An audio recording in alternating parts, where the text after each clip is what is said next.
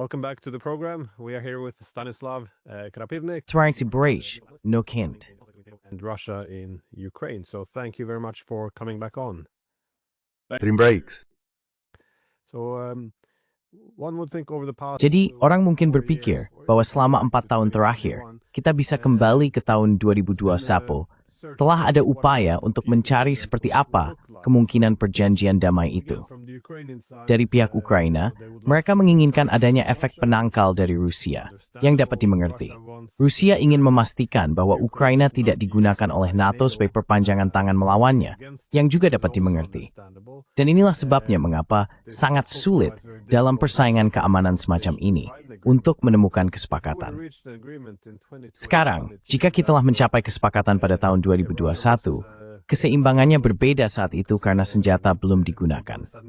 Rusia pada dasarnya mengizinkan seluruh wilayah Donbas untuk kembali bergabung dengan Ukraina dengan imbalan netralitas.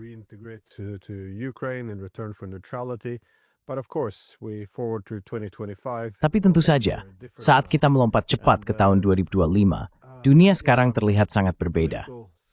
Dan ya, penyelesaian politik untuk mengakhiri perang dan menetapkan status quo masih sangat-sangat penting untuk menstabilkan garis depan antara NATO dan Rusia.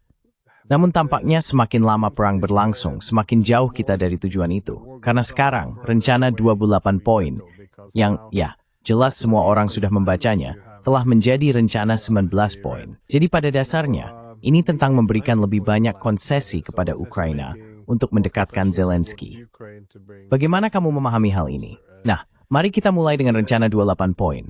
Kita belum tahu banyak tentang yang 19, tapi saya berasumsi itu dimaksudkan untuk menarik dukungan dari pihak Eropa dan Zelensky.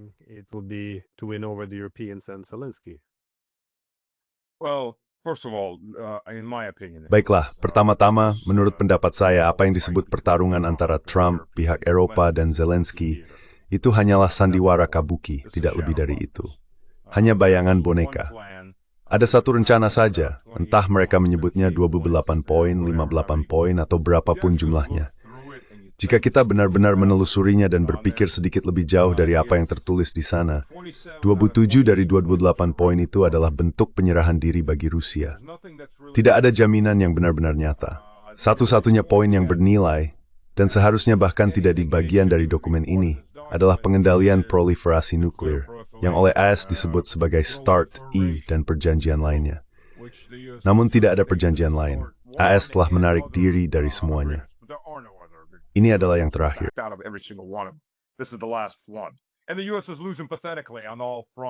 Dan Amerika Serikat kalah secara menyedihkan di semua bidang, termasuk senjata nuklir. Mereka meninggalkannya karena dengan arogan berpikir, kita akan mendominasi Rusia dan Tiongkok serta semua pihak lainnya.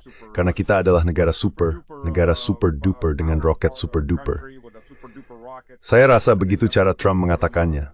Roket super duper yang bisa pergi kemana saja dan melakukan apa saja. Dan memiliki ledakan terbesar dengan gaya bicara Trump. Namun kenyataannya, kekuatan nuklir AS sedang mengalami kemunduran yang sangat parah. Dan tidak banyak yang bisa dilakukan AS.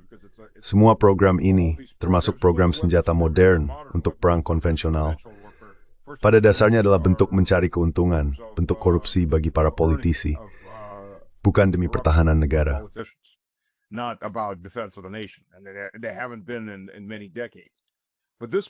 Dan mereka sudah tidak demikian selama beberapa dekade. Tapi rencana ini, jika Anda melihatnya, berisi 27 poin tentang penyerahan diri Rusia, termasuk meminta Rusia mengubah tatanan konstitusionalnya, mengubah konstitusi itu sendiri, dan mengubah sistem pendidikannya. Coba lihat saja. Pada dasarnya, rencana ini menyerukan agar Rusia menghancurkan dirinya sendiri, mencabut fondasinya sendiri, dan menunggu untuk diserang. Anda tahu, putem petrain stamber Greek, karawain this, I find pentolosha de gang, memenkadis te da verbatim, sebenarnya. I'll just read it verbatim, 1 second.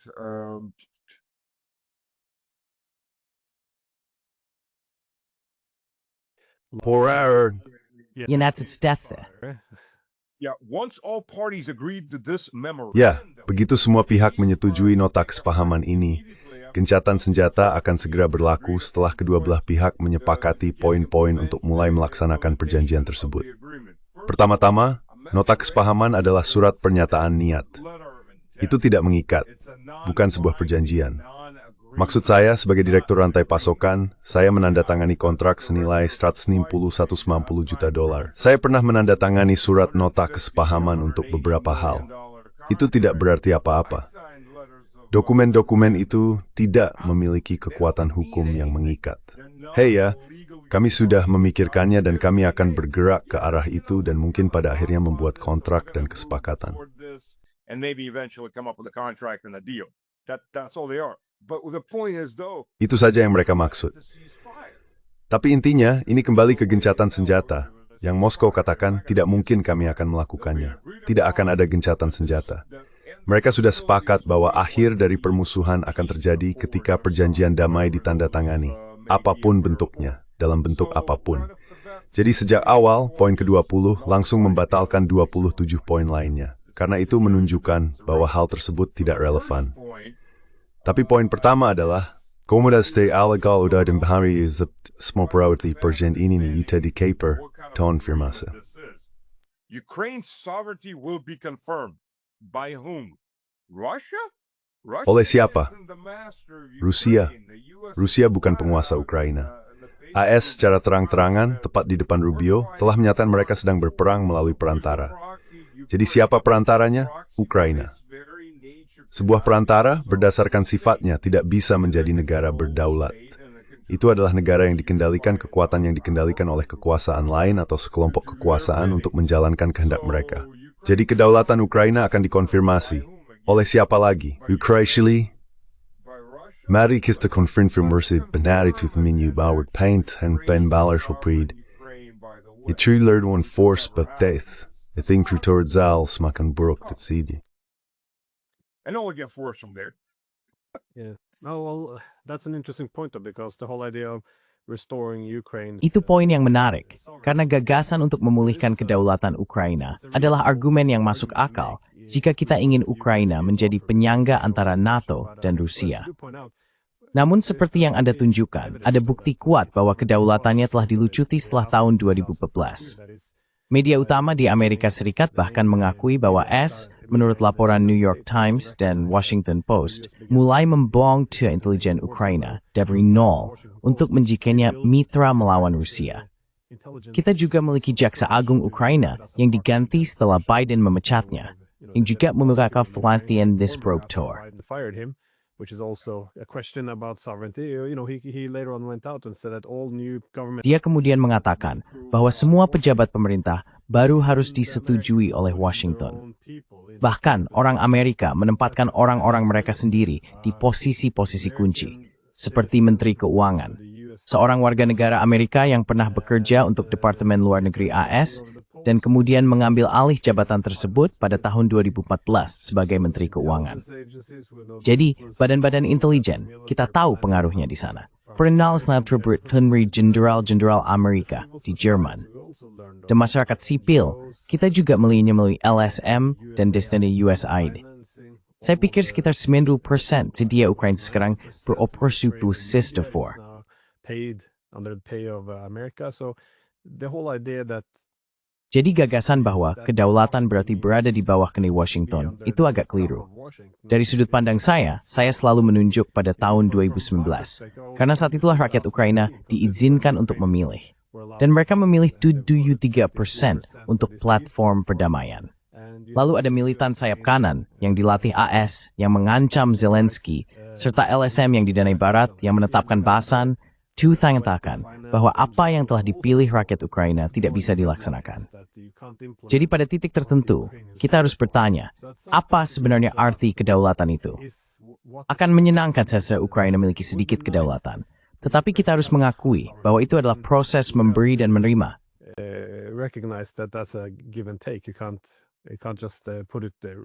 Kamu tidak bisa begitu saja menempatkannya di bawah administrasi Amerika. Namun, bagaimana kamu memahami penolakan dari pihak Eropa di sini? Karena orang-orang Eropa telah menyusun proposal perdamaian mereka sendiri. Dan kamu tahu, jika kamu membaca surat kabar manapun sekarang, surat kabar Barat maksudnya, mereka akan mengatakan bahwa Eropa telah mengajukan rencana perdamaian, dan Rusia menolaknya, bahwa Rusia memilih perang. Tetapi jika kamu benar-benar menelusuri rencana perdamaian Eropa itu, hasilnya terlihat sangat berbeda. Maksud saya, dari sudut pandang ini, rencana perdamaian 28 poin itu justru merupakan rencana perdamaian yang pro-Rusia. Jadi bagaimana memahami kontribusi Eropa terhadap perdamaian di sini? Contribution to the peace here. Well, by the way, Ngomong-ngomong, Menteri Kesehatan Masyarakat juga seorang warga Amerika. also an American. Dan tugasnya pada dasarnya adalah membongkar sistem kesehatan publik. Yang berhasil, ia lakukan dengan sangat baik.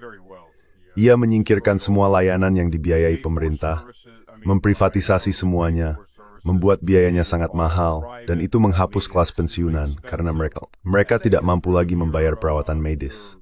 Dan hal itu, dalam pandangan mereka, menghemat uang bagi Ukraina. Sekarang, mereka bahkan membicarakan tentang memobilisasi para lansia, jadi mereka akan meninggal lebih cepat lagi. Zelensky bahkan menandatangani dekret yang memungkinkan orang berusia di atas 60 tahun dipanggil ke garis depan. Ini tongkat jalanmu, Pak, yang berusia 60 tahun. Berdirilah di sana dan terimalah 1 peluru untuk negara. Stand there and take one round for the country. Better than paying for your medication. Lebih baik daripada membayar obat-obatanmu. Itulah tingkatannya. Maksud saya mengatakannya dengan sedikit humor gelap, tapi ini sebenarnya hanyalah genosida terhadap kelompok usia dan kelas yang dilakukan oleh Barat, langsung oleh Barat dan para bonekanya. Kami negara bangkrut, kami akan menghemat uang dengan menyingkirkan para lansia. Mereka pemakan yang tidak berguna. Pada dasarnya itulah yang telah kita lihat dan dengar sejak sekitar tahun 2015 atau 2016. Tidak ada perbaikan sejak itu. Mengenai rencana perdamaian dan rencana tandingan ini, itu hanyalah permainan polisi baik dan polisi jahat. Karena saya pikir perbedaan terbesar antara Uni Eropa dan AS adalah siapa yang akan mencuri dana beku Rusia dan menggunakannya.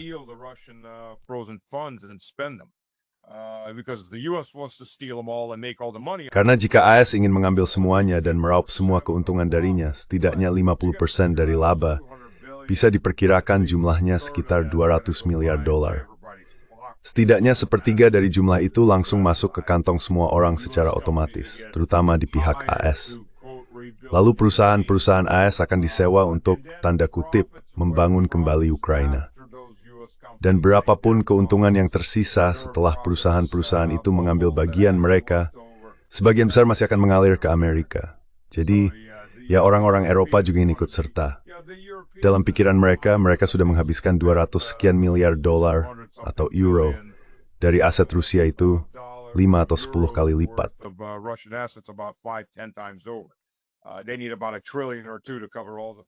Mereka butuh sekitar 1 atau 2 triliun untuk menutupi semua janji yang sudah mereka buat.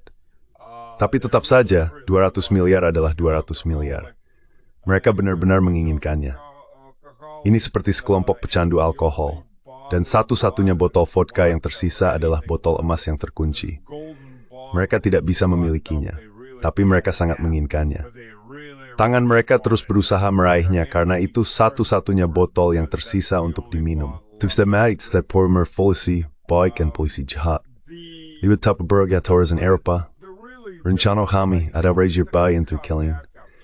Kalian terbingrakan tuan green. Kalian harus mulai pendidikan. You just have to give up sovereignty, you have to change your education system, you have to change your constitution that you can't fight. Kalian harus mengubah konstitusi kalian agar tidak bisa berperang di luar negeri manapun. Kalian hanya bisa menunggu sampai kami memusnahkan kalian, atau membangun kekuatan yang cukup untuk melakukannya. Lihat, militer Ukraina akan menjadi 2,5 kali lebih besar dibandingkan tahun 2022. Sekitar 600.000 personel. Alasan orang mengatakan Ukraina memiliki militer sebanyak 1,2 juta adalah karena sebenarnya tidak demikian.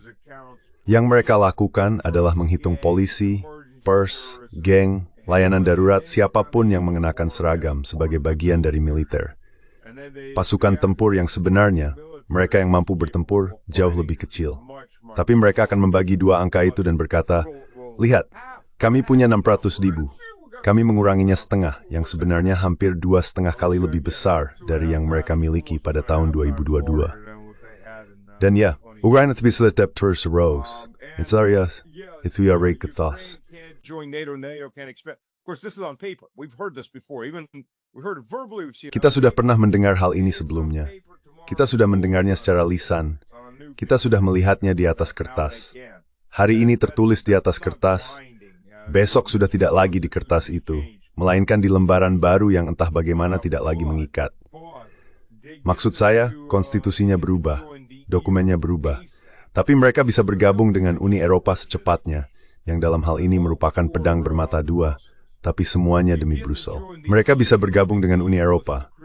Uni Eropa ingin membentuk tentara Uni Eropa.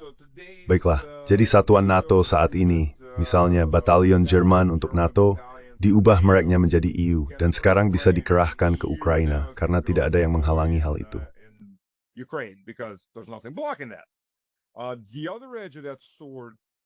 Sisi lain dari pedang itu adalah bekas Kekaisaran Austria-Hongaria, ditambah Polandia, kelompok Visegrad pada dasarnya, yang telah memblokir dengan alasan yang masuk akal, impor gandum dan bahan pangan lainnya dari Ukraina. Karena hal itu akan menghancurkan perekonomian mereka sendiri dan tidak diatur. Jadi apapun tanaman GMO yang mereka dorong masuk, bahan kimia apapun yang mereka gunakan, terutama saat ini, mengingat betapa tercemarnya banyak wilayah, tidak akan ada perlindungan nyata terhadap hal itu. Jadi mereka akan bisa membanjiri Polandia, Hungaria, Slovakia, dan Austria, serta menghancurkan perekonomian pertanian mereka, benar-benar menghancurkannya, yang mungkin akan dimanfaatkan oleh Brussel untuk mencoba menyingkirkan pemerintahan yang sedang berkuasa dan menggantinya dengan pemerintahan yang pro-Brussel.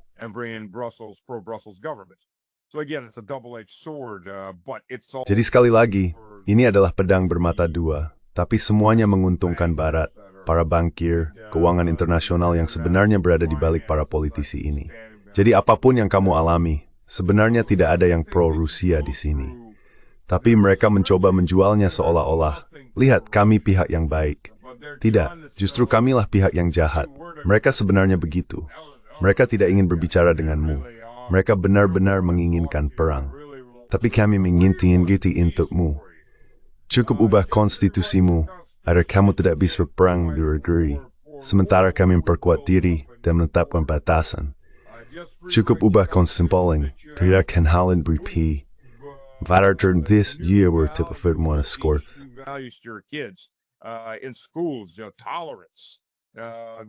Toleransi yang merupakan kata sandi untuk kami akan menghancurkan budaya kalian dari dalam. Kami akan menarik kalian ke dalam G8.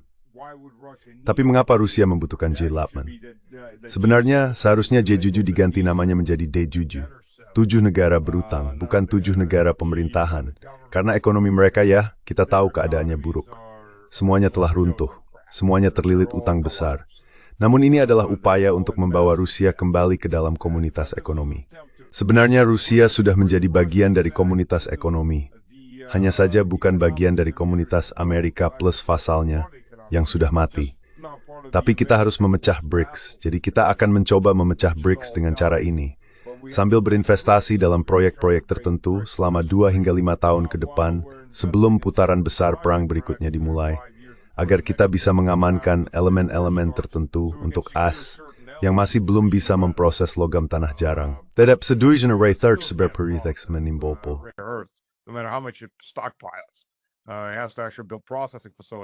So mereka benar-benar harus membangun fasilitas pemrosesan. Kamu tidak bisa melempar sepotong batu ke dalam chip komputer dan berkata, silakan bekerja sebagai net. Namun semua ini upaya di berbagai tingkatan untuk melemahkan kemampuan Rusia dalam membela diri. Semua ini akan dimanfaatkan melawan Putin di dalam negeri melalui propaganda Barat.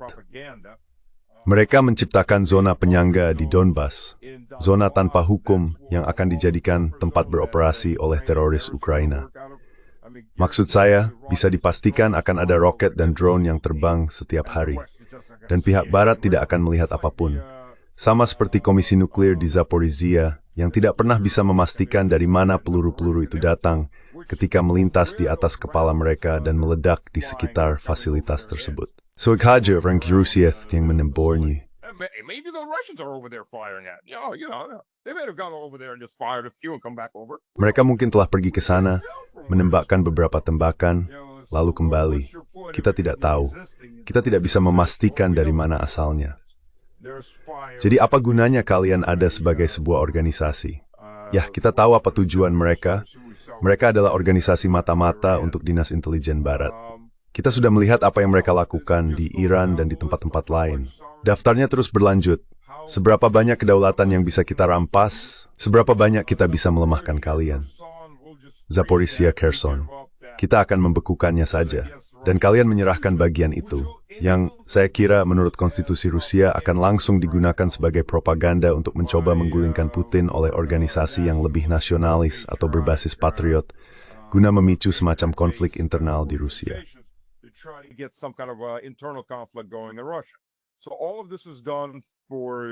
Jadi semua ini dilakukan untuk melemahkan Rusia, untuk membuatnya rapuh menjelang perang besar, sementara Eropa membangun industrinya, industri militernya, berusaha memecah BRICS, dan mencoba menyingkirkan kelompok Visegrad yang kini berdiri teguh dalam satu atau lain cara menentang Brussel. Dan hal itu mungkin menyebar ke negara-negara tetangga lainnya. Jadi ini adalah serangan dari berbagai arah, bukan hanya terhadap Rusia. Tapi intinya adalah Brussel memainkan perannya. Si Goblin Hijau memainkan perannya, dan semuanya dilakukan untuk mendorong rencana besar yang sama, yaitu menghancurkan semua musuh kita, atau membuat mereka saling bertengkar dan menghancurkan diri sendiri. Lalu kita akan datang dan benar-benar memotong mereka serta mengambil sisa-sisanya dalam jangka waktu 3-5 tahun ketika semua orang sudah siap untuk perang besar.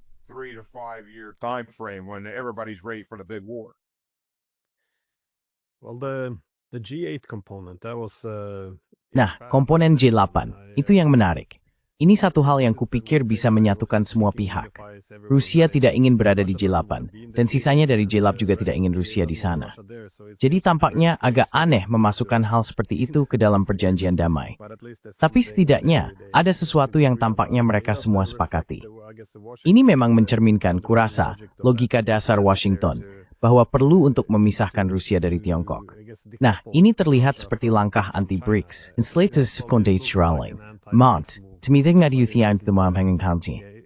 Tapi, tidak melengbat punya bagus. Havadinyu, banyak dari tamo and fragmensi kontrafio with pinen to apiain. the consequences of there not being any trust, and trust is incredibly important. Dan kepercayaan sangatlah penting jika Anda ingin memiliki perjanjian damai, karena banyak hal harus dibangun di atas dasar kepercayaan. Jika tidak, semuanya harus diverifikasi dan akan selalu ada klausul tentang apa yang terjadi jika perjanjian itu tidak benar-benar dilaksanakan. Ini akan menjadi perjanjian yang sangat rumit, dan siapa yang akan memastikan bahwa perjanjian itu dilaksanakan? Jadi saya pikir, selama bertahun-tahun, ada argumen yang masuk akal mengapa Rusia seharusnya sedikit tidak percaya. Sekali lagi, sumber utama dari hal ini kembali pada orang-orang yang menunjukkan bahwa pada tahun 1990-an, kita tidak hanya memiliki janji Gorbachev, tapi juga memiliki perjanjian untuk membangun Eropa yang didasarkan pada keamanan yang tak terpisahkan. Kita menandatangani perjanjian-perjanjian itu bersama.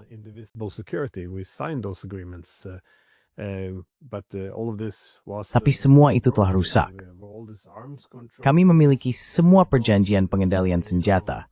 Semuanya dilanggar. Piagam pendirian NATO Rusia tahun 1997, banyak yang menyorotinya juga. Mereka seharusnya tidak menempatkan semua pasukan itu di negara-negara anggota baru, tetapi mereka melanggarnya juga. Dan Uni Eropa sebenarnya memiliki kesepakatan dengan Rusia pada tahun 2005 tentang, sekali lagi, keamanan yang tak terpisahkan. Ketika kita beroperasi di lingkungan bersama, kita harus mempertimbangkan keamanan satu sama lain. Kesepakatan itu dilanggar dalam tahun pertama. Pada tahun 2014, pihak Eropa menandatangani diri mereka sebagai penjamin bagi pemerintahan persatuan, dan mereka praktis meninggalkannya keesokan harinya ketika pemerintahan itu digulingkan. Dan tentu saja, perjanjian Minsk kini menjadi ketakutan utama menurut saya di Moskow.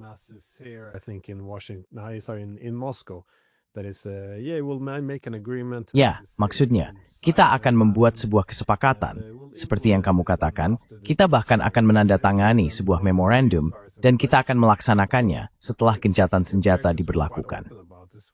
Lalu begitu gencatan senjata berlaku, intinya yang orang Amerika cukup terbuka tentang hal itu adalah bahwa mereka akan mengubah kenyataan di lapangan setelah gencatan senjata diberlakukan.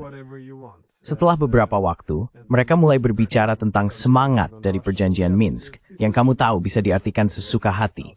Dan kemudian tekanan mulai meningkat terhadap Rusia. Nah, situasinya sekarang berbeda dari tahun 2019, kamu harus menyesuaikannya. Jadi maksud saya, kamu bisa melihat mengapa kepercayaan itu begitu kecil. Tapi sekali lagi, kamu bisa bertanya, sejauh mana hal ini akan diawasi?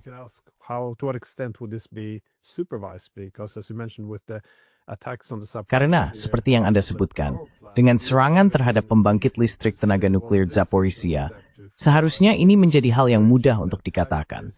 Ya, ini sudah keterlaluan. Ukraina seharusnya tidak menyerang pembangkit listrik tenaga nuklir ini.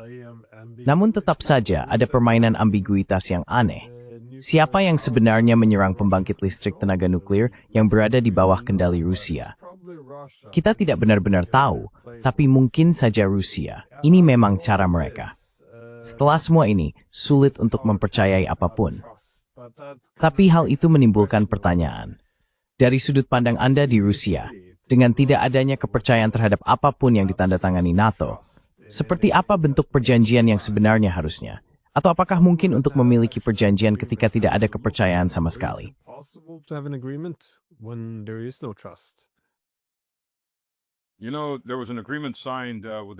Kau tahu ada sebuah perjanjian yang ditandatangani dengan Jerman pada tahun 1945, kapitulasi. Jenis perjanjian seperti itulah yang pada akhirnya harus ditandatangani, entah itu dari Washington, NATO, atau Ukraina. Kita akan lihat nanti. Tapi sejauh itulah batas dari perjanjian apapun. Lihat, ini contoh yang sempurna. Poin 13, seperti yang saya katakan, Rusia akan diintegrasikan kembali ke dalam ekonomi global. Mari kita mulai dari situ. Tentu saja, Rusia sudah terintegrasi dengan ekonomi global yang mencakup sekitar 5 miliar orang. Hanya saja tidak terintegrasi dengan ekonomi barat yang jumlahnya kira-kira 1,5 miliar. Namun subpoin pertama menyatakan bahwa pencabut bahas dan disati secara tahap berdasarkan kasus per kasus.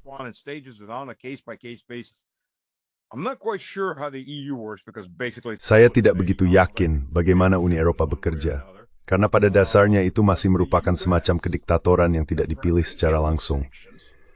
Tapi di AS, Presiden tidak bisa mencabut sanksi. Faktanya sanksi dan tarif bahkan bukan bidang keahliannya, itu urusan Kongres. Namun Trump dengan satu alasan atau lainnya memutuskan bahwa Kongres tidak benar-benar melawan dengan keras, jadi ia bisa memberlakukan tarif. Tapi sanksi hanya bisa dicabut oleh Kongres. Jadi cara AS biasanya berfungsi dalam hal-hal seperti ini adalah, percayalah, Presiden akan menandatangani perjanjian ini, kalian tanda tangani juga mulai jalankan, kami akan menyusul, kami hanya perlu mendorongnya melalui Kongres. Kecuali kenyataannya, itu tidak pernah benar-benar melewati Kongres.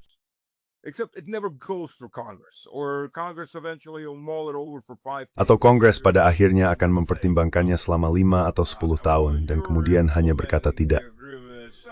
Sementara Anda sedang melaksanakan perjanjian itu, mereka hanya berkata, ya, Anda tahu, kami ingin melakukannya.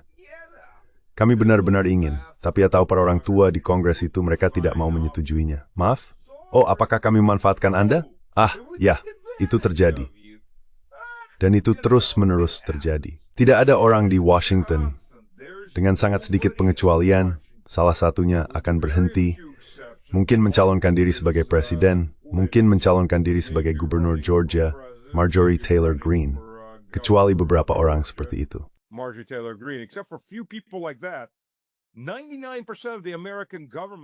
99% dari pemerintah Amerika, ya, mereka itu pencuri, mereka pembunuh. Mereka orang-orang psikotik, seperti Lindsey Graham misalnya. Dia contoh utama. Dia hanya lebih berisik daripada sebagian besar dari mereka. Pria kecil ini merasa puas saat membicarakan bagaimana dia membuat orang terbunuh. Maksud saya, kamu paham kan? Di luar semua masalah mentalnya yang lain, ada masalah serius. Orang itu seorang sosiopat. Dan ada sebagian besar pemilih Amerika yang masih menyukai ngomiti. Mereka adalah kelompok kir bom diluncurkan. Ayo bunyi, tim Amerika, hurrah! Siapa yang kita bom hari ini?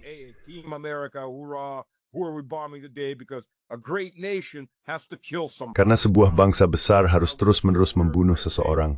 Begitulah cara kita menunjukkan bahwa kita adalah bangsa besar. Kita mengebom kota seseorang, kita membunuh anak-anak seseorang. Hore, kita bangsa besar. Ini adalah mentalitas yang sangat menyimpang dan gila. Tapi Amerika Serikat sakit karenanya, dan rakyatnya juga sakit karenanya. Ada pepatah Rusia, rakyat mendapatkan pemerintahan yang pantas mereka terima. Jadi ketika pemerintahmu dipenuhi oleh para psikopat, itu sevestraan yang keren yang terima jadi seperti itu. Dan masyarakat memberongni itu. Tidak gini, akan berdiri itu sangat poor. Mengeborok by masalah itu.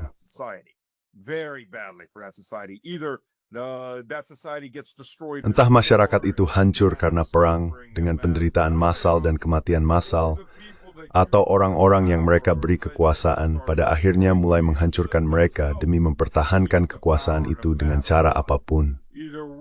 Bagaimanapun juga, tidak ada hal baik yang pernah muncul dari masyarakat seperti itu. Mereka akan melewati masa yang sangat panjang dan kelam. Mungkin mereka bisa keluar dari situ, mungkin juga tidak. Tapi mereka tempatkan orang-orang ini berkuasa, dan pemerintahannya sakit, sangat sakit. Orang-orang yang menyimpang dan bengkok berkuasa dengan sangat sedikit pengecualian. Dan pengecualian itu pun entah dibeli atau dihancurkan dan disingkirkan. Marjorie Taylor Greene adalah contoh utama dari hal itu.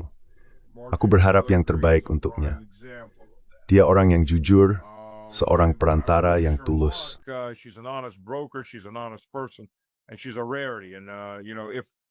Dan dia itu langka. Kamu tahu kalau mayoritas orang di pemerintahan AS seperti itu, kamu bisa berurusan dengan pemerintah AS. Kamu juga bisa berurusan dengan pemerintah Eropa jika mereka benar-benar mewakili kebutuhan atau keinginan negara mereka sendiri. Nasionalis, saya bicara tentang ultranasionalis.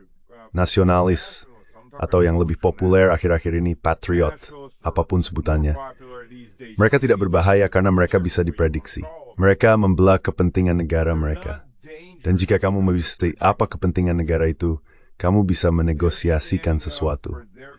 Ya, mungkin kamu memberikan sesuatu, mereka memberikan sesuatu, tapi kamu menemukan suatu kesepakatan.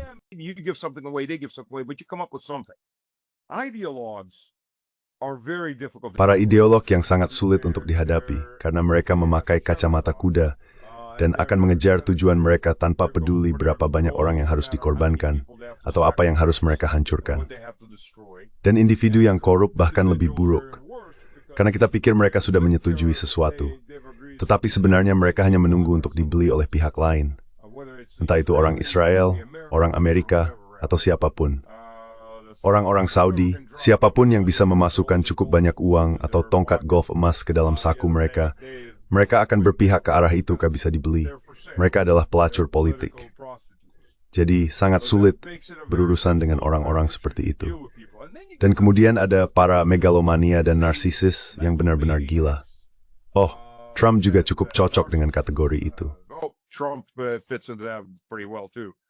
That you have to kind of cuddle, but you don't know what he's. Kau harus sedikit memanjakannya, tapi kau tidak tahu apa yang akan dia lakukan besok. Jadi kau tidak bisa mempercayai apapun. Kau bisa memanjakannya, mengatakan apa yang ingin dia dengar, lalu meninggalkan kesepakatan di pagi hari sambil berpikir, oke, akhirnya kita punya kesepakatan. Kita sudah menjilatnya habis-habisan, memberinya tongkat golf emas, memberinya pesawat baru. Kita punya kesepakatan. Tapi di malam hari, hanya Tuhan yang tahu apa yang dipikirkannya, atau siapa yang membisikkan sesuatu di telinganya. Kita sedang berada di masa yang sangat berbahaya, karena tidak ada kepastian. Dan ketika tidak ada kepastian, kau harus menerima kemungkinan terburuk. Kemungkinan terburuknya adalah, jika musuh memiliki kemampuan untuk melakukan serangan pertama, mereka akan melakukannya.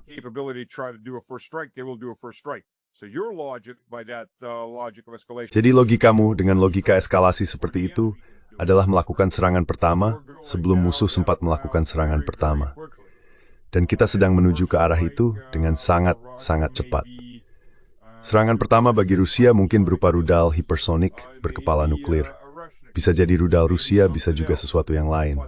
Namun ancaman dan tekanan terhadap Rusia memang ada. Rusia mampu melancarkan serangan pertama. Tentu saja akan ada serangan balasan dari AS. Seberapa besar kemampuan pertahanannya terhadap hal itu masih dipertanyakan. Tetapi rudal hipersonik Zircon milik Rusia bisa dipasangi hulu ledak nuklir taktis. Dan hulu ledak nuklir taktis Rusia memiliki kekuatan 75 kiloton, 2 kali lipat dari bom Hiroshima. Sesuatu seperti itu jika jatuh di pusat Washington. Selamat tinggal Washington. Selamat tinggal pemerintahan lama. Goodbye Washington. Goodbye the whole government. Instantaneously, you'd have Secara instan, dari peluncuran kapal selam yang berjarak 300 km hingga serangan, hanya dibutuhkan sekitar 3 menit, jika peluncurannya bahkan terdeteksi cukup awal. Tidak ada yang bisa melarikan diri dalam 3 menit. Namun inilah logika yang sedang kita tuju. Logika tak terelakkan yang terus kita masuki. Dan Barat melakukan segala cara untuk menyebarkan logika itu ketika berhadapan dengan kekuatan nuklir, di mana masih dipertanyakan apakah seseorang mungkin memutuskan untuk melakukan serangan pertama terhadap saya. Dan di AS saya yakin setidaknya ada seseorang yang memahami hal ini dan mungkin berpikir, mungkin kita sebaiknya melakukan serangan pertama.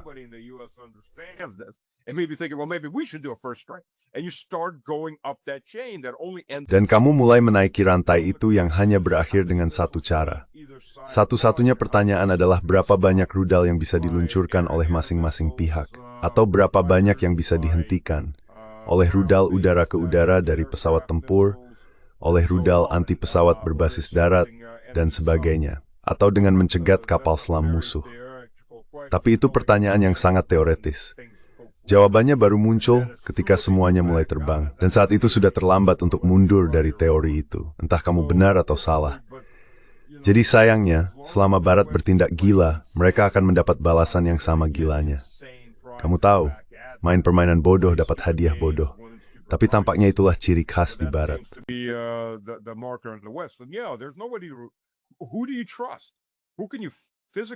Siapa yang bisa kamu percayai? Siapa yang bisa kamu percayai secara fisik dan rasional di Barat? Kamu bisa mempercayai Orban, karena Orban mewakili kepentingannya sendiri. Dia bukan pro-Rusia, dia pro-Hungaria. Kamu bisa mempercayai Fico. Tapi tidak satu pun dari mereka yang benar-benar memiliki pengaruh di Barat. Mereka punya pengaruh di dalam negara mereka sendiri. Mereka bisa memblokir amandemen tertentu, dan pada akhirnya mereka bernegosiasi untuk mendapatkan apa yang mereka inginkan, dan menyetujui setiap paket sanksi. Jangan lupakan itu juga. Tapi dalam skema besar secara keseluruhan, mereka tidak memutuskan apapun. Brussel memutuskan sampai batas tertentu, Washington yang sebagian besar memutuskan. Dan lihatlah dengan siapa kamu berurusan.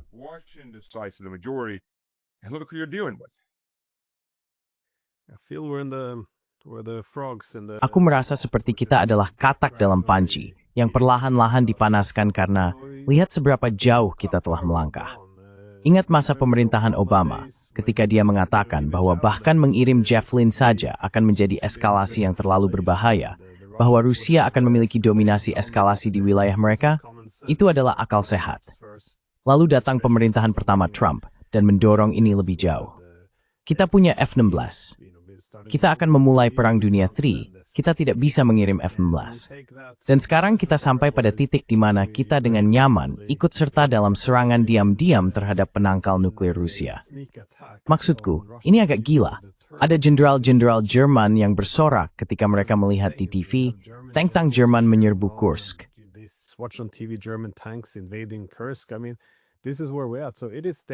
Maksud saya, beginilah keadaan kita sekarang. Ini berbahaya. Dan seperti yang Anda katakan, hal ini diperkuat oleh retorika. Anda tentu merujuk pada Senator Lindsey Graham yang membuat pidato aneh tentang bagaimana semuanya berjalan baik karena kita membunuh orang yang tepat. Saya tidak yakin. Mereka membunuh banyak orang akhir-akhir ini di seluruh Timur Tengah, di Iran, di Rusia. Jadi sulit untuk mengatakan, ya, mungkin maksudnya semua orang yang mereka bunuh. Tapi bahasa seperti ini, sikap seperti ini, benar gila. Dan kita sudah begitu terbiasa dengannya. Eskalasi bertahap, baik dalam tindakan maupun kata-kata.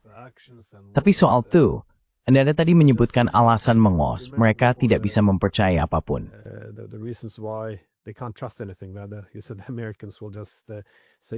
Kau bilang orang Amerika akan berkata, kalian jalankan bagian kalian, kami akan menyusul nanti. Ada sebuah kutipan brilian dari Bill Clinton ketika ia menjabat sebagai presiden pada saat penandatanganan Akta Pendirian NATO Rusia. Kesepakatan itu dimaksudkan untuk menenangkan pihak Rusia. Kami akan memperluas NATO, tapi kami akan membuat kesepakatan ini untuk kalian, dan kalian akan tahu bahwa kami tidak akan benar-benar memindahkan infrastruktur lebih dekat ke perbatasan kalian. Dan kutipan dari Bill Clinton kira-kira berbunyi seperti ini. Oh, jadi biar saya pahami, kita bisa menandatangani kesepakatan ini, tapi kalau besok kita bangun dan memutuskan tidak ingin mengikutinya lagi, kita bisa saja membuangnya begitu saja.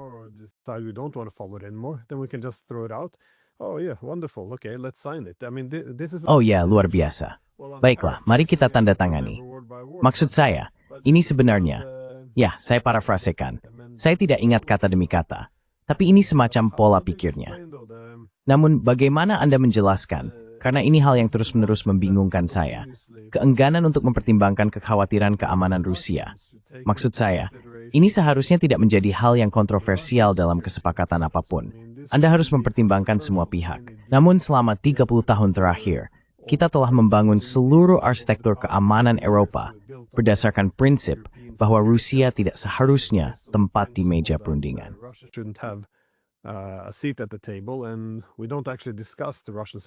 Dan kita sebenarnya juga tidak membahas kekhawatiran keamanan Rusia. Maksud saya, selama 30 tahun terakhir, hal ini sebagian besar telah menyebabkan runtuhnya arsitektur keamanan di Eropa dan perang yang sedang berlangsung saat ini. Namun bahkan sekarang, ketika kita membaca usulan perdamaian dari Eropa, yang kita dengar hanyalah bahwa Ukraina harus merasa aman dan NATO harus memulihkan posisinya yang dominan. Jadi Ukraina harus bergabung dengan NATO. Imavsek spui the Amerika manage kuat force forward Ukraina dan tap konsesiwalt. Dan sementara Rusia akan muzatap yinti nyimpet semua mereka. Maksud saya, bahkan ketika Rusia telah memenangkan perang, benar-benar memenangkan perang, tetap saja tidak ada ruang, tidak satu baris pun di sana tentang apa yang dibutuhkan Rusia untuk merasa aman. Jika kita melihat para pemimpin militer dan politik Eropa sepanjang sejarah, kita belum pernah memiliki sesuatu seperti ini sebelumnya. Ini benar-benar dunia yang berbeda. Bagaimana kamu memahaminya? Saya tahu kamu bukan psikolog, tapi tetap saja, entahlah. Saya merasa ini sangat, ya, kami harus setuju pen food Amerika, Rusia, Ukraina, Eropa. Dimensinya itu kaf well. Numerik. But nonetheless, it should make sense. That's what I'm thinking. Kau tahu, ada pepatah bagus yang mengatakan bahwa perang adalah sumber kehidupan bagi negara. Dan ketika kau menyingkirkan mitos dan membaca sejarah yang sebenarnya, aku punya lebih banyak buku di belakangku, beberapa rak buku lainnya. Ketika kau membaca sejarah Amerika yang sesungguhnya, bukan dongeng yang diajarkan di sekolah-sekolah Amerika. Aku pernah mengajar di universitas-universitas Amerika. Aku punya teman-teman yang mengambil jurusan sejarah, dan aku juga sudah mengikuti cukup banyak kelas sejarah. Dan itu omong kosong. Semuanya hanya versi lanjutan dari mitos. Ketika kau mulai menggali dan membaca sejarah yang sebenarnya, kau akan segera menyadari ada dua hal yang terjadi di sini. Dua hal yang benar-benar menyatukan Amerika Serikat hanyalah dolar, kemakmuran bersama yang mungkin tercapai, dan musuh bersama. Kau harus selalu punya musuh, karena tanpa musuh itu, Amerika Serikat akan hancur berantakan.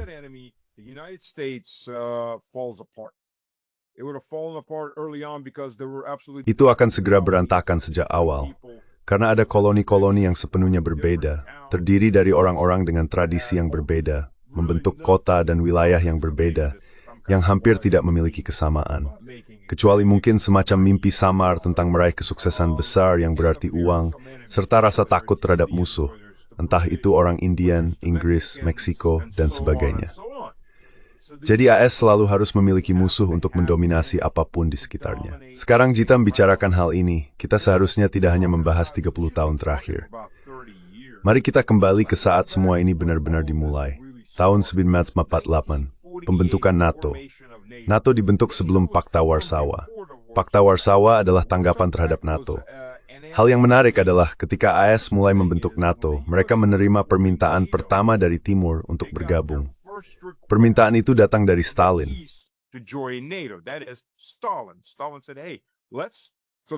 Stalin berkata, "Hei, mari kita pastikan tidak akan ada perang dunia ketiga. Mari kita bentuk arsitektur keamanan Eropa." Wah, itu terdengar familiar, bukan? Tahun 1948, 1947, Stalin, diktator jahat yang konon ingin menguasai seluruh Eropa dan yang tank-tanknya dikatakan siap menggulung Prancis kapan saja, mengatakan, "Hei, mari kita bergabung dalam sebuah organisasi supaya kita tidak mengalami perang lagi. Kami tidak ingin perang. Kami tidak ingin ada lagi perang dunia." Tentu saja AS berkata, "Maaf, tapi kamu tidak memahami siapa yang menjadi sasaran NATO." Nah, Stalin cukup cepat menyadari hal itu. Jadi baiklah, Stalin diberitahu bahwa dia tidak akan bisa bergabung dengan NATO. Maka dibentuklah Pakta Warsawa. Kita sebenarnya bisa menghindari seluruh perang dingin. Tetapi jika itu terjadi, AS tidak akan mendominasi Eropa.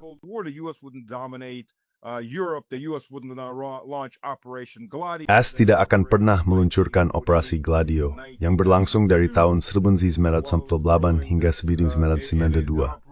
Selama berkembang, operasi itu dijalankan tidak hanya dengan pasukan stay behind, tetapi juga dengan organisasi teroris di seluruh Eropa yang tidak termasuk dalam Pakta Warsawa. Bahkan negara-negara netral pun mendapat bagian dari teroris yang didukung AS. Mereka membunuh politisi sayap kiri maupun sayap kanan. Ambil contoh De Gaulle. Ketika ia berencana melepaskan Aljazair, ia melakukannya karena seperti yang kamu tahu, sementara orang Prancis berteriak bahwa Aljazair adalah bagian tak terpisahkan dari Prancis, De Gaulle menghitung, mereka berkembang biak jauh lebih cepat daripada kita. Kita telah kehilangan banyak penduduk akibat 2 perang dunia. Mereka akan membanjiri kita. Dan mereka bukan orang Prancis. Mereka Prancis hanya dalam nama, tapi bukan Prancis.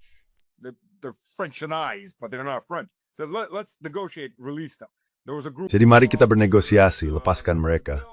Ada sekelompok perwira yang memberontak, melakukan kudeta dan mengambil alih Aljazair untuk sementara waktu.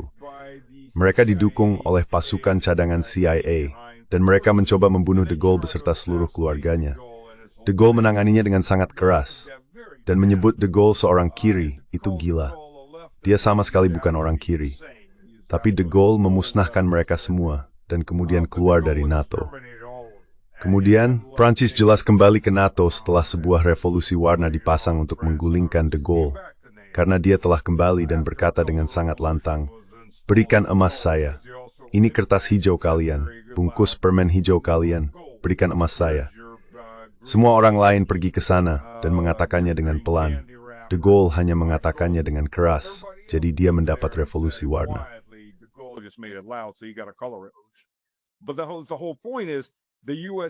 Tapi intinya adalah, AS telah mengendalikan Eropa dengan satu cara atau lainnya.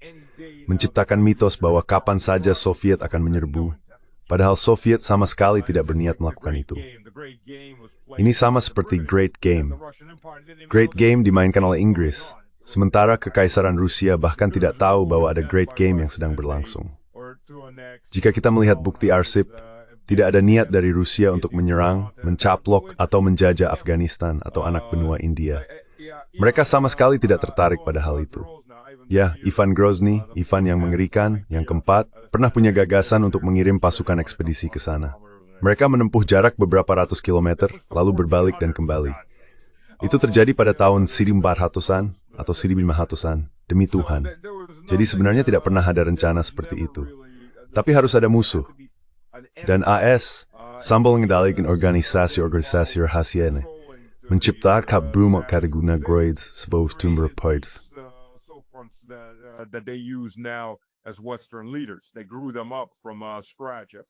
Mereka membangunnya dari nol pada dasarnya. Dan kemudian mereka tidak perlu memiliki negara bagian Omar, karena mereka sudah memiliki para pedagang di hampir setiap negara Eropa. Mereka merasa lebih seperti orang Amerika, dengan mengetahui ada pangkalan udara yang siap menampung mereka, dan uang di rekening AS mereka jika keadaan memburuk di negara Eropa manapun tempat mereka berada. Jadi lompat ke tahun 1992, Yeltsin ingin bergabung dengan NATO.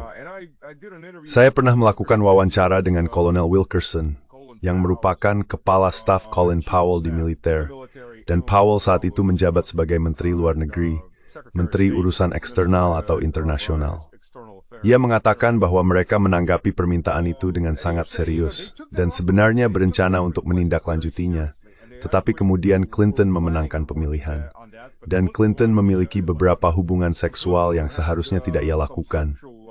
Hey, role. And he needed to act tough, so they did. Dan dia perlu bertindak tegas. Jadi mereka menolak permintaan Rusia dan memulai seluruh proses ini. Lalu Putin datang dan Putin meminta untuk bergabung dengan mereka. Tapi tentu saja pada saat itu Rusia mulai bangkit kembali.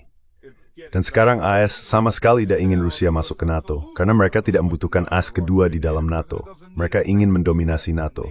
Mereka ingin menjadi NATO itu sendiri, dengan semua bawaan kecil yang berlarian melakukan apa yang diperintahkan. Mereka tidak membutuhkan pesaing dalam organisasi yang sama. Dan pada saat itu, mereka juga sudah menyadari bahwa beralih ke terorisme Islam sebagai musuh besar tidak berhasil. Karena ya, mereka bisa meledakkan sesuatu, terutama jika dibantu oleh Badan Intelijen Barat, mereka benar-benar bisa menimbulkan ledakan besar.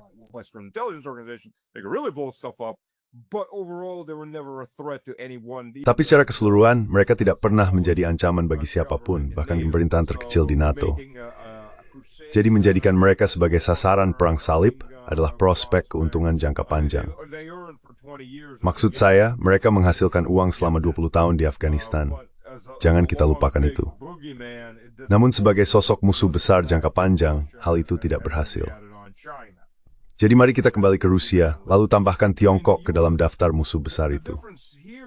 Maksud saya, perbedaannya di sini adalah bahwa di Irak dan Afghanistan, AS menghabiskan, menurut perkiraan paling konservatif yang pernah saya lihat, sekitar 5 triliun dolar. Perkiraan yang lebih longgar menyebutkan 14 triliun dolar. Sebagian besar perkiraan berada di kisaran 7 atau 8 triliun dolar, yang pada dasarnya dicetak begitu saja dari udara, yang tentu saja menyebabkan inflasi besar-besaran. Dan itu hanyalah bentuk transfer kekayaan dari generasi mendatang kepada para kolega politisi dan ke kantong para politisi itu sendiri. Masalahnya adalah AS bisa melakukan hal yang sama dengan Ukraina.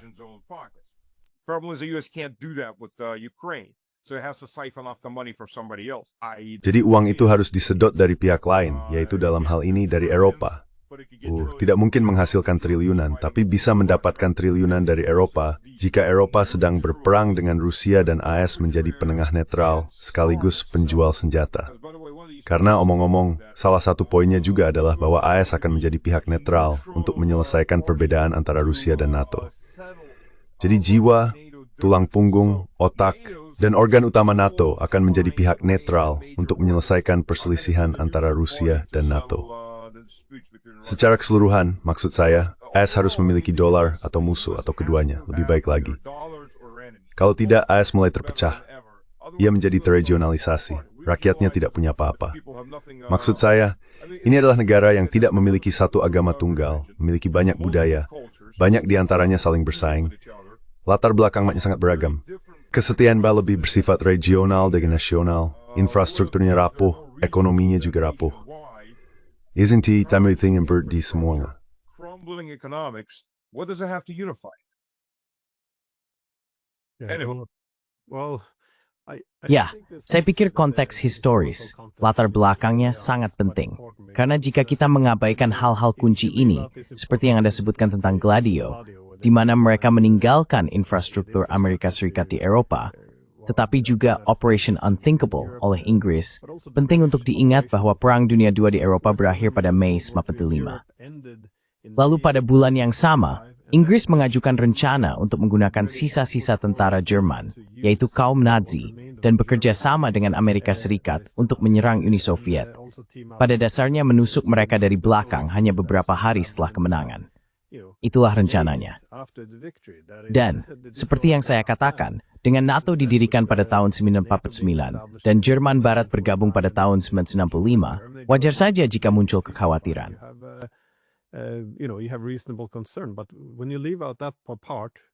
Tapi ketika bagian itu diabaikan, dan mengapa mereka seharusnya khawatir dari sisi Soviet, satu-satunya sejarah yang tersisa adalah mengapa Soviet tidak meninggalkan Polandia.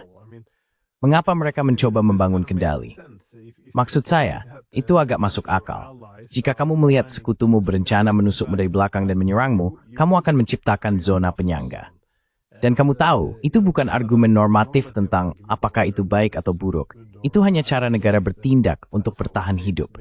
Tapi ketika kita mengabaikan hal ini, kita mendapatkan narasi bahwa orang Rusia selalu menunggu untuk datang menyerang kita. Dan kamu tahu, itu tidak pernah karena apa yang kita lakukan. Jadi tidak ada persaingan keamanan, hanya pihak baik yang menahan pihak jahat. Jadi hal itu memang membuat perdamaian menjadi sangat sulit. Dan kamu tahu hanya, this is two-tone.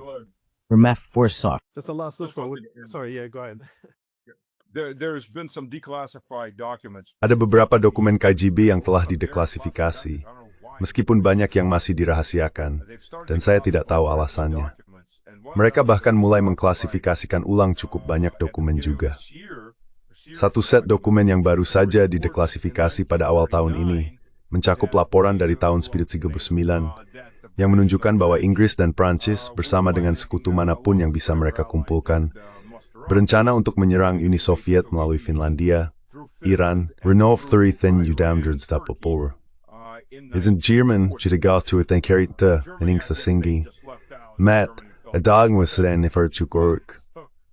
They were cultivating the infrastructure. By the way, when Ngomong-ngomong, ketika Perang Dunia II, atau lebih tepatnya Operasi Barbarossa, dimulai, bukan perang itu sendiri, tapi ketika Barbarossa dimulai, Uni Soviet menahan seluruh satu angkatan darat di Kaukasus hampir sampai tahun 1944. Alasannya adalah karena Chamberlain secara aktif berusaha meyakinkan Ataturk untuk menyerang wilayah selatan Uni Soviet ke arah Kaukasus. Dan Ataturk sempat ragu apakah akan melakukannya atau tidak. Pada akhirnya, ia menyatakan perang terhadap Jerman kalau tidak salah pada minggu terakhir konflik itu hanya untuk menunjukkan bahwa, kami juga ikut. Tapi kenyataannya, pasukan berkumpul di perbatasan dengan Uni Soviet.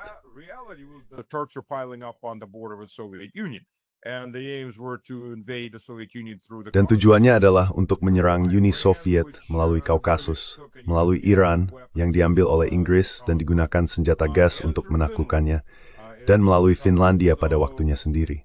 Jadi kamu tahu, ketika mulai melihatnya, rasanya seperti siapa sebenarnya pihak yang baik, siapa pihak yang jahat lagi. Pada saat yang sama, ketika Polandia menolak mengizinkan Uni Soviet memindahkan pasukan untuk membelah Cekoslowakia, Perdana Menteri Ceko duduk di koridor menunggu untuk tahu apa dirti akan tersisa dari negaranya, sementara Inggris dan Jerman membaginya Jermania dan Pelanceng kaya di waktu negara bawah Bolga, Slovakia, untuk Jerman.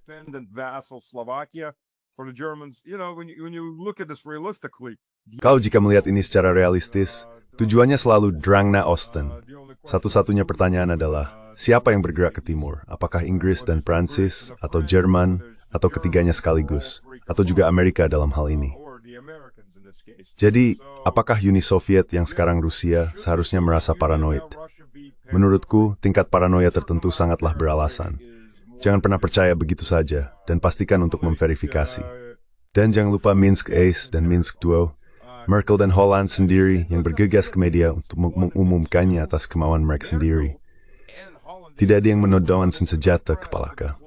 Betapa mereka memperdaya Rusia.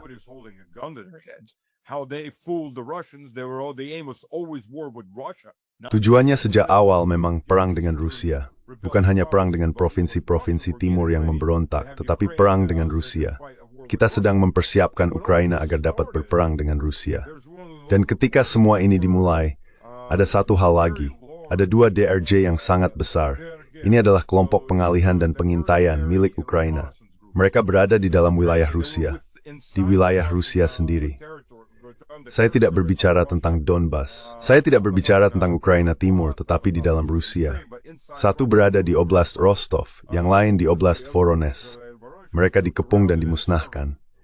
Namun mereka sudah berada di dalam, karena tujuan orang-orang Ukraina adalah untuk memusnahkan provinsi-provinsi Timur, Lugansk dan Donetsk, dan kemudian terus bergerak ke Rostov, ke Taganrog, menuju Belgorod.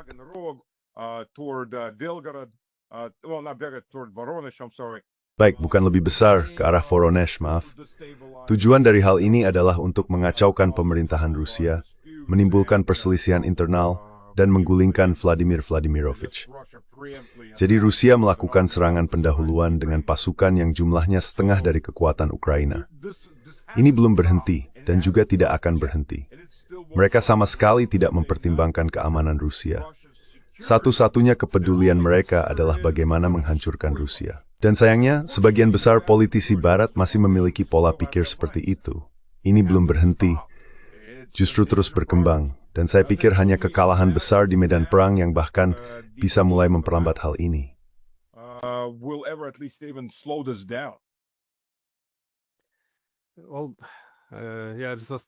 Ya, hanya satu catatan terakhir. Menurut saya, inilah yang membuat setiap perjanjian damai menjadi begitu rumit. Maksud saya, menjelang akhir Perang Dingin, Gorbachev pernah berkomentar bahwa bagi orang Amerika maupun Soviet, mereka harus menyadari bahwa jika mereka mencapai perdamaian, itu sebenarnya berarti bahwa begitu perdamaian tercapai, seluruh struktur kekuasaan akan runtuh. Terutama bagi sebuah hegemon seperti Amerika Serikat. Anda harus membagi dunia menjadi pihak lawan dan sekutu. Mereka yang berpegang pada Mandar, Moskow yang dikendalimer. Begitu perdamaian muncul, semua yang berboltan. Itu juga bisa asumsi kekuatan Washington dan Moskow perang Disneyland. Empori itu influensa kuatanku. Enjoyed from the Cold War, having two centers of power. A lot of this was dependent on. Kau tahu, banyak hal ini bergantung pada konflik yang terus-menerus. Jadi, begitu konflik berakhir, sistem aliansi mulai runtuh. Kecuali tentu saja, seperti yang kau katakan, seseorang menciptakan kembali musuhnya dan, ya, terus mempertahankannya. Jadi aku tidak tahu. Aku berharap ada lebih banyak upaya dalam perjanjian damai ini dan lebih banyak diskusi tentang pemikiran di baliknya. Karena bahkan fakta bahwa mereka masih menyebutnya sebagai perjanjian damai Rusia-Ukraina, alih-alih sebagai keruntuhan total arsitektur keamanan Eropa, yang sebenarnya tidak pernah benar-benar ada sejak awal. Kau tahu, rasanya kita tidak bisa benar-benar menangani masalahnya, kecuali kita mengidentifikasinya terlebih dahulu. Bagaimanapun, ada pemikiran terakhir sebelum kita akhiri. Anyways, any final thoughts before we go? Yeah, Washington is running out of time. This is why the desperation Ya, is happening. Washington kehabisan waktu. Inilah sebabnya mengapa keputusasaan mulai muncul, karena tentara Ukraina akhirnya runtuh. Perang kelelahan ini memasuki tahap akhir, di mana satu pihak hancur dan kemudian keuntungan besar mulai terjadi. Pasukan Rusia sudah berada di pinggiran Huliaipol setelah wilayah pertahanan timur runtuh. Dengan itu tertutup, Pokrovsk sepenuhnya berada di tangan Rusia. Mirnohrad pada dasarnya menjadi kuburan, tempat sisa-sisa pasukan Ukraina tewas massal atau menyerah. Hal itu membuka front sepanjang 100 km, tanpa ada yang benar-benar bisa menghentikan kemajuan Rusia kecuali sungai Dnipro. Dan itu hanya perbatasan sementara. Itu bukan lautan, itu hanya sungai dan lembah sungai. Di arah Kupiansk, pasukan Ukraina runtuh dan mundur.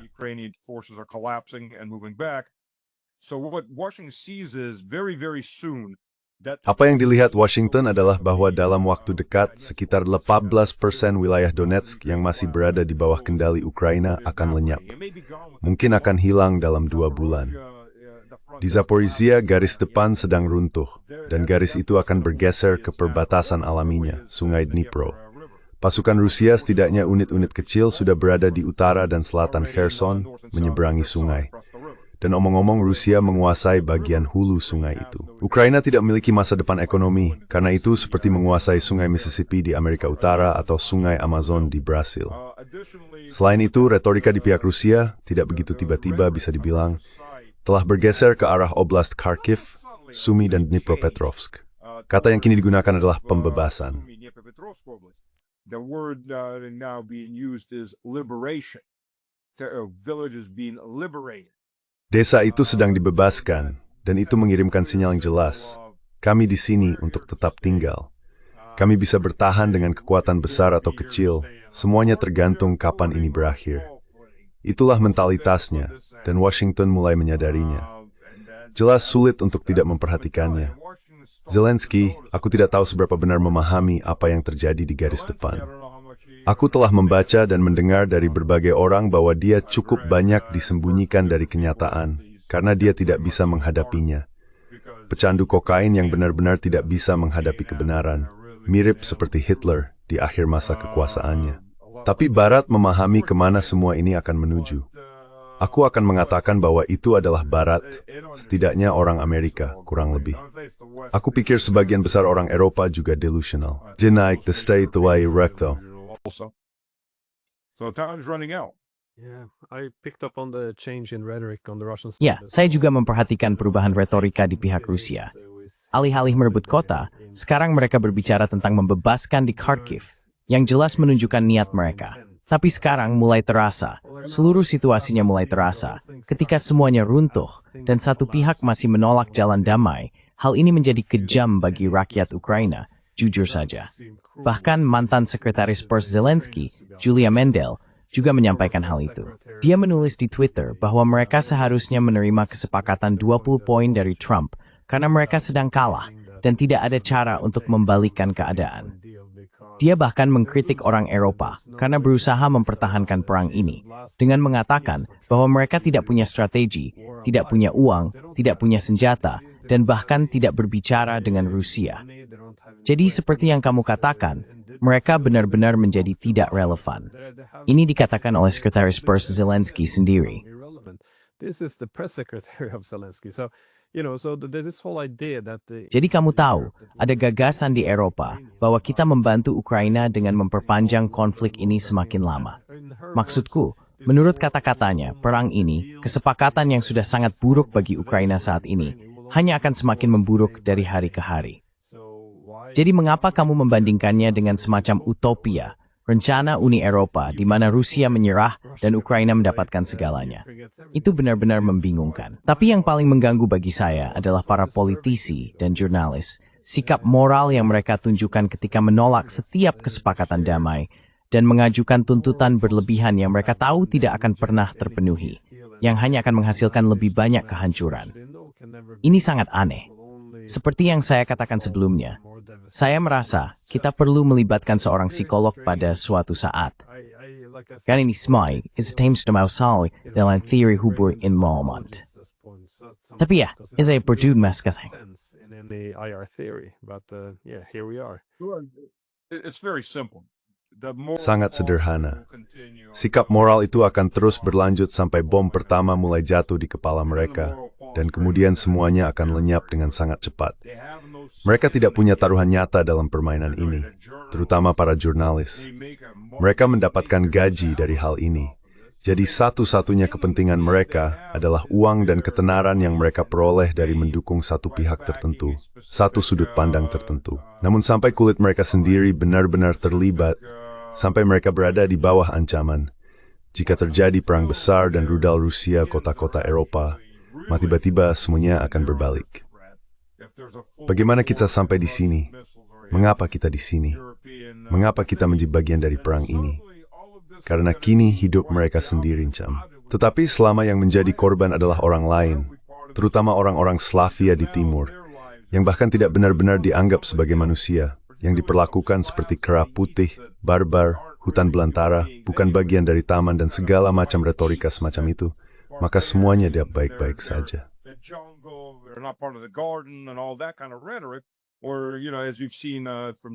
Atau, kamu tahu, seperti yang sudah kamu lihat dari para penasihat Jerman, aku lupa nama perempuan itu, dia adalah penasihat moral untuk NATO. Ya, orang Rusia sebenarnya tidak memahami kehidupan dan kematian seperti kita. Dan, omong-omong, hal itu juga berlaku untuk orang Polandia, Ukraina, dan semua yang lain. Mereka tidak sama seperti kita, tahu kan? Itulah poin-poin pembicaraan mereka. Mereka kembali naik ke panggung. Oke, jadi sekelompok makhluk semu ini saling membunuh. Ya, het hagusen des or kita. Dan we prayer into undodbesan pair ini. Itulah seluruh mentalitasnya. Ini tempat uang, rasisme yang terlihat, Russophobia. Rasis famous laran race that puffed out in infrastructure. That hasn't gone away for the last 400 years. Oh, saya setuju. Jika kita berperang dengan tentara kita sendiri, kita pasti akan menempuh jalan yang sangat berbeda menuju perdamaian. Tapi kita berperang dengan orang-orang Ukraina, jadi ada perbedaan yang cukup besar di situ. Saya selalu menekankan bahwa saya tidak berpikir NATO mencintai orang Ukraina. Saya pikir mereka membenci orang Rusia, dan ada kemauan untuk berperang sampai orang Ukraina terakhir, seperti yang disarankan oleh Sekretaris Pers Zelensky. Ahib ilwada perbistep en awas endudid. Menud mas, Tuckful from James K. Thank you so much for taking the time.